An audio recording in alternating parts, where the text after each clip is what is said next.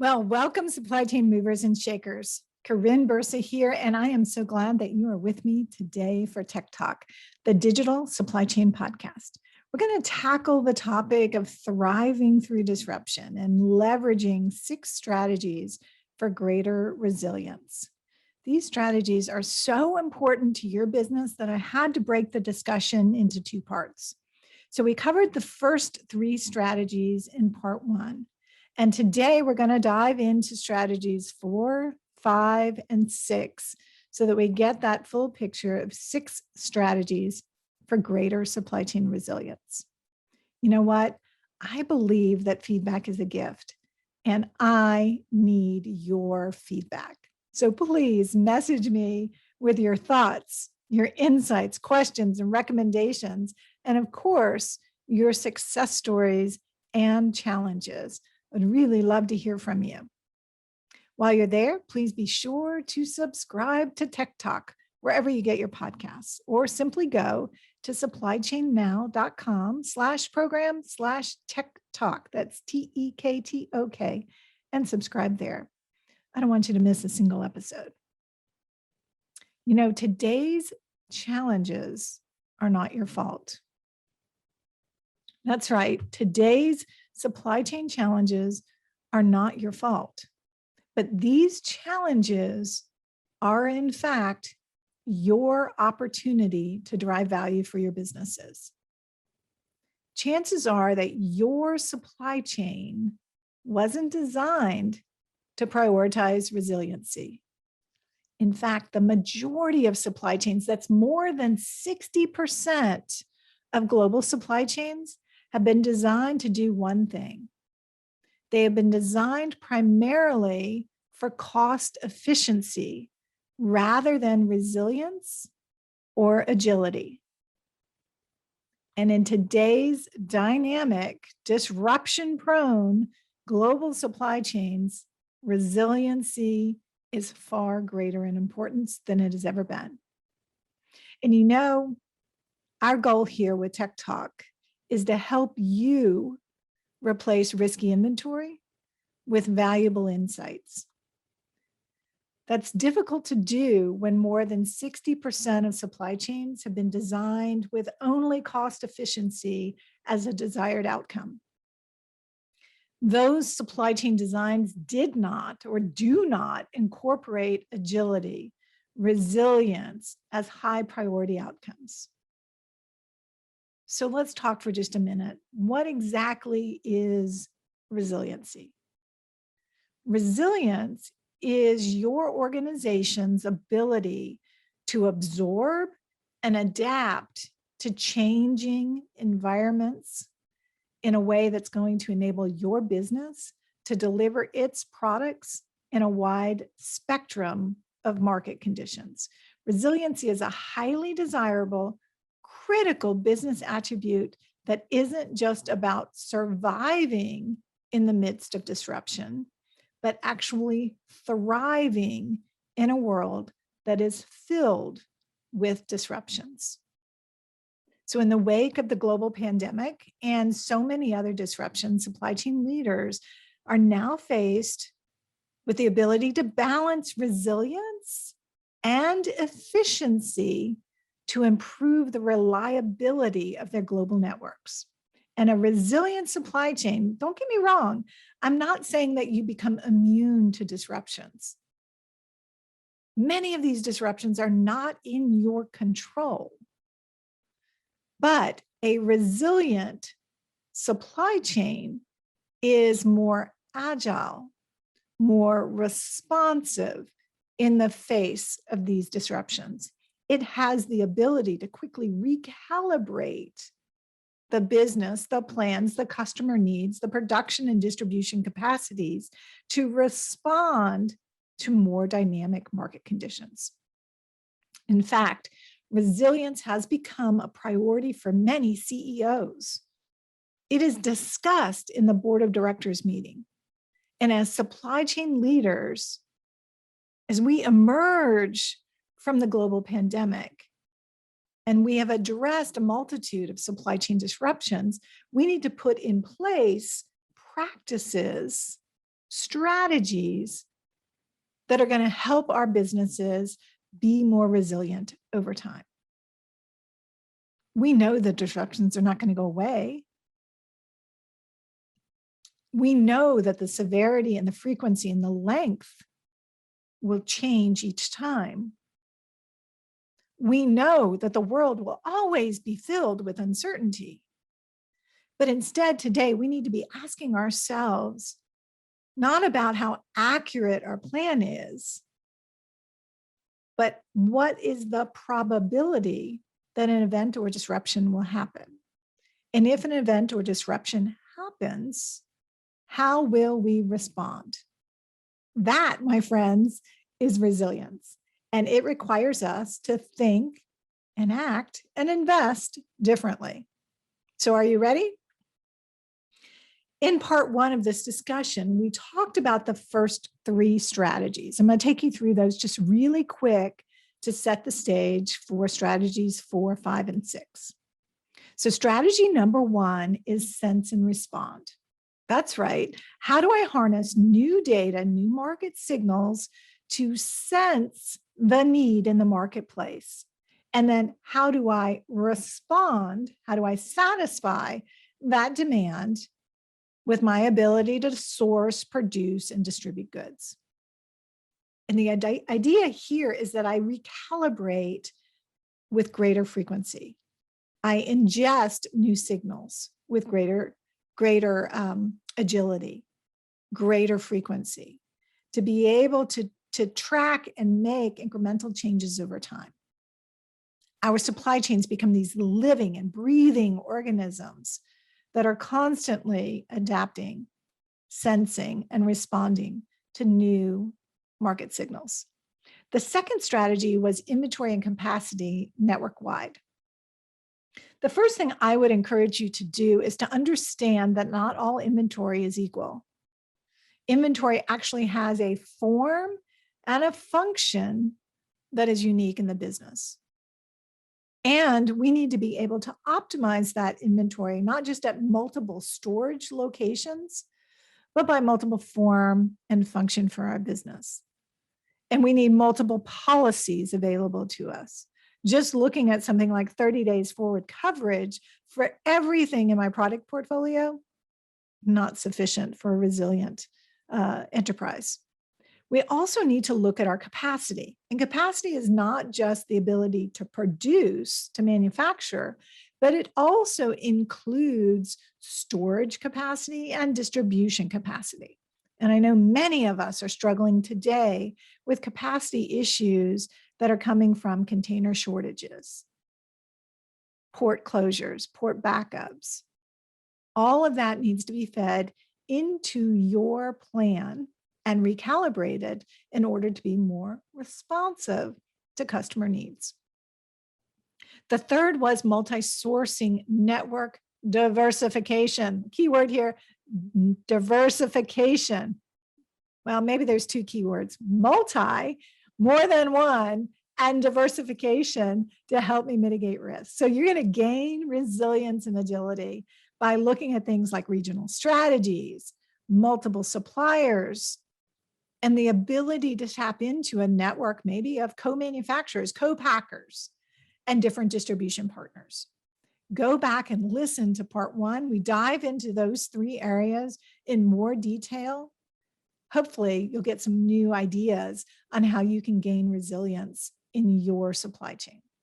All right, so let's tackle strategy number 4. Strategy number 4 to help you gain greater resilience is increasing your visibility.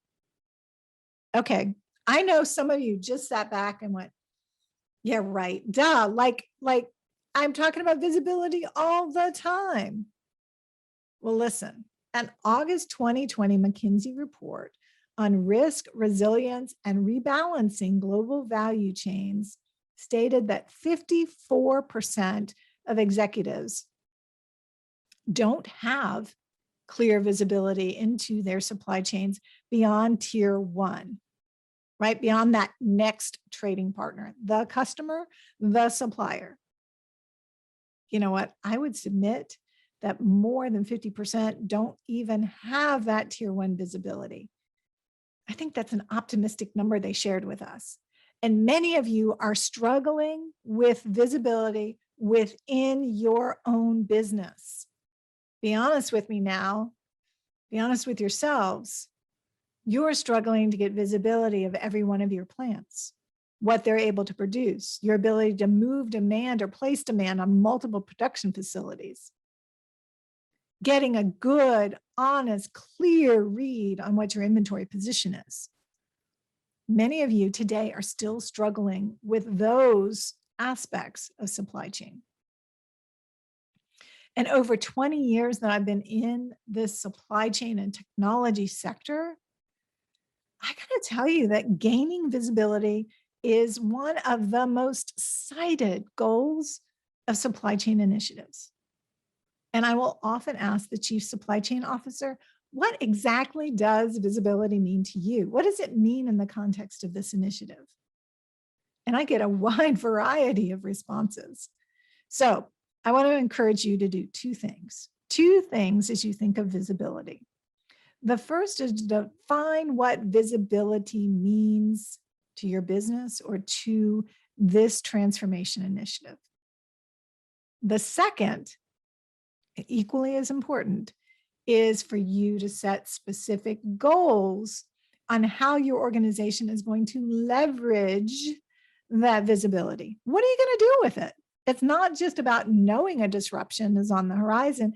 It's about recalibrating to respond. So think back to strategy number one and sense and respond.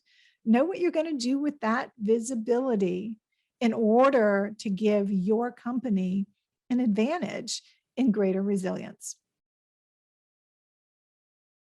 You know, it's very rare that trading partners, tier one, tier two trading partners, think about data structures in the same way that you do. So their data structures, their software, the way they configured their systems, their planning horizons, all of these things are going to vary greatly across geographies and business partners. That data, though, is your foundation. But it's more than just getting access to the data.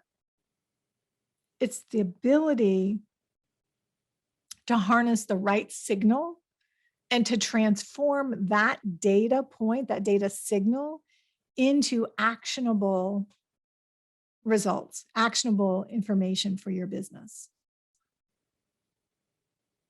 So how do you bring that data together? How do you tap into multiple demand signals?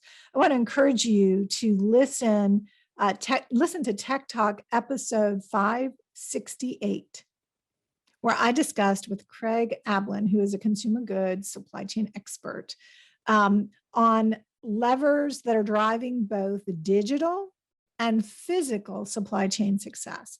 There's some really good examples in there of the ability to bring that information together, to act upon the information in increasing your visibility and what you should be thinking about, how you should leverage that visibility to respond to a variety of market conditions.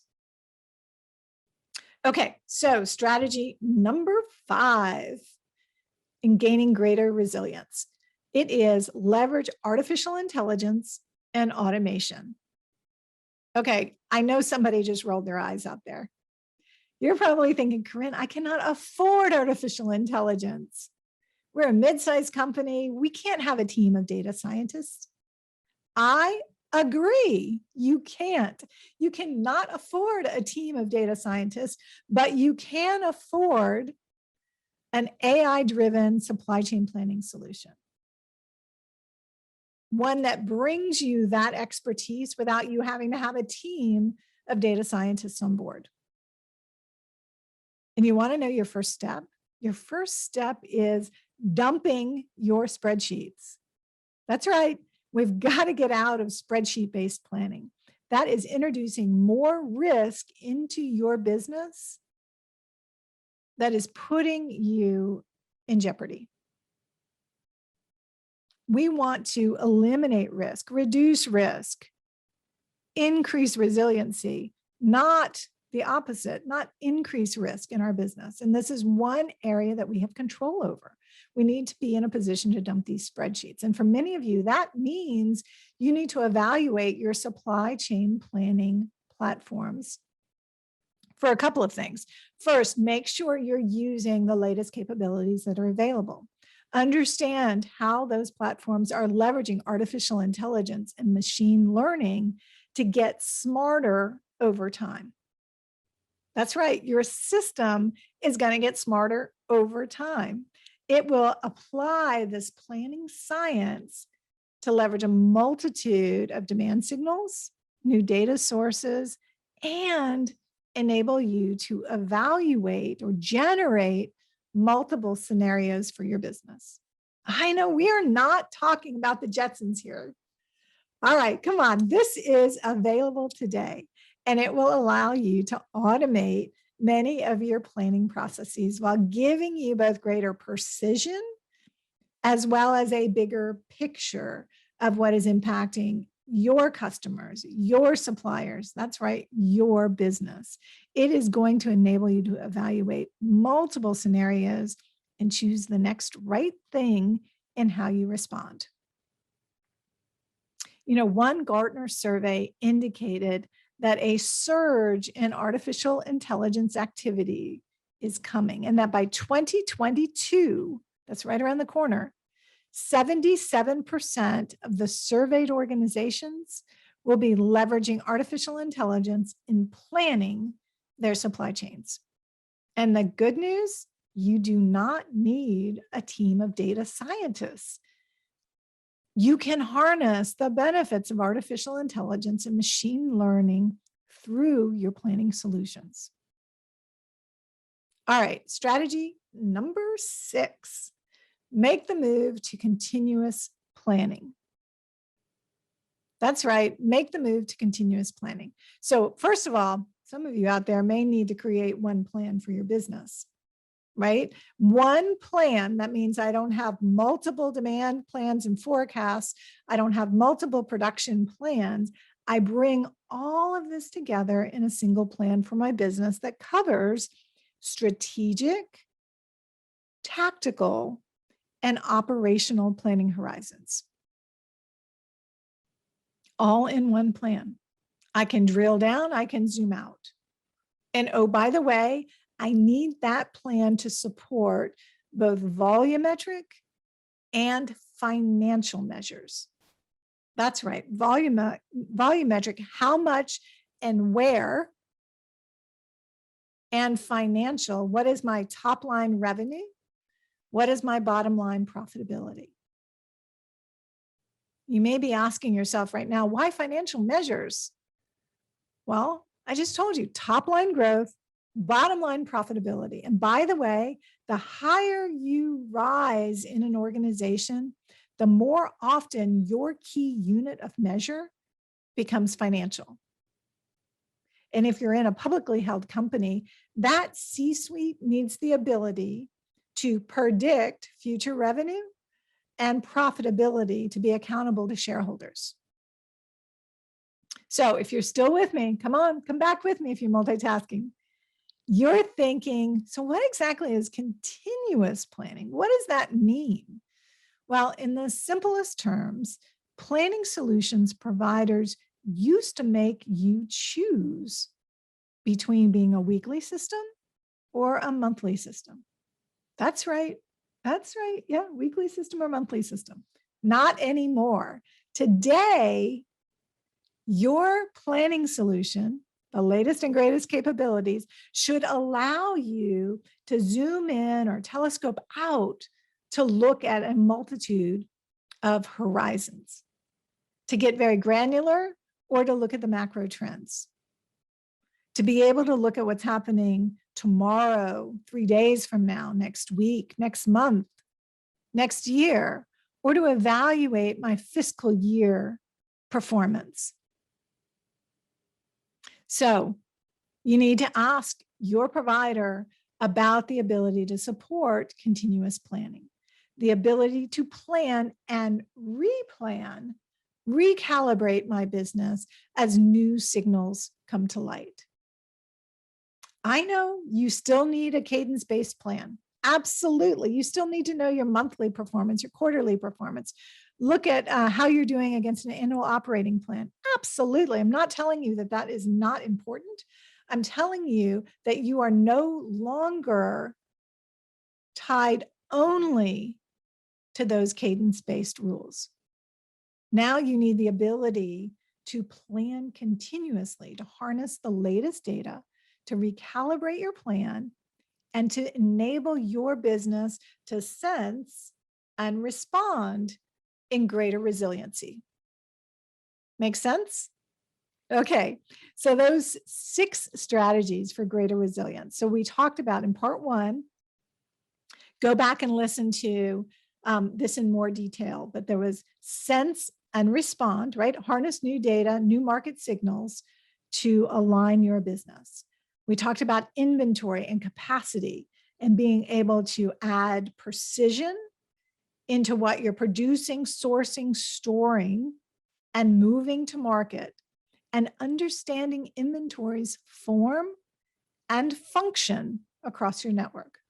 Number 3 was looking at multi-sourcing network diversification. That's a mouthful. Multi-sourcing network diversification. This is going to give you the ability to gain agility, to look at surge capacity, and respond, whether we do things like near sourcing or postponement strategies, or working with contract manufacturers or co-packing partners or 3PLs, right? This is multi-enterprise, multi-sourcing capabilities, and the value proposition is very high.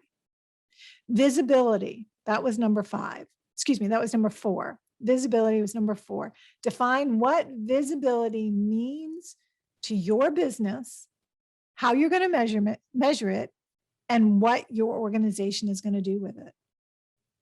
It's not just about knowing that a change has occurred or a disruption has occurred. It is the ability to recalibrate your response based on that latest information. And then artificial intelligence and automation. You seeing how all this works together? So using your supply chain planning platform, leveraging the artificial intelligence, the machine learning, the ability to bring in multiple data sources to drive better decision-making each and every day. What can I automate? How can I focus my valuable human capital into the creative side of the response to looking at the scenarios that are produced and making the next right, best decision for my business? And then finally, strategy number 6, continuous planning. That's right, create one plan for your business. That plan needs to support multiple planning horizons that map to your strategic, tactical, and operational needs. It gives me the ability to ingest the latest market signals, customer signals, demand signals, disruptions, and recalibrate in how I'm going to respond. It also brings me together on a planning platform that supports both volumetric and financial measures. Just think how happy your executive team will be. It will transform your sales and operations planning process. Okay, I know that's a lot. Don't forget to listen to both part 1 and part 2 of this. This is the 6 stages, or excuse me, 6 strategies for greater supply chain resilience. I hope these insights are going to raise your supply chain IQ. And on the topic of raising your supply chain IQ, please tap into the wide variety of digital content that is available to you at supplychainnow.com. And while you're there, find TEKTOK, that's TEKTOK, and subscribe. You don't want to miss a single episode. This is Corinne Bursa. I am your host for TEKTOK, the digital supply chain podcast, helping you to eliminate the noise and focus on the information and inspiration you need to transform your business and replace risky inventory with valuable insights. We'll see you next time on TEKTOK, powered by Supply Chain Now.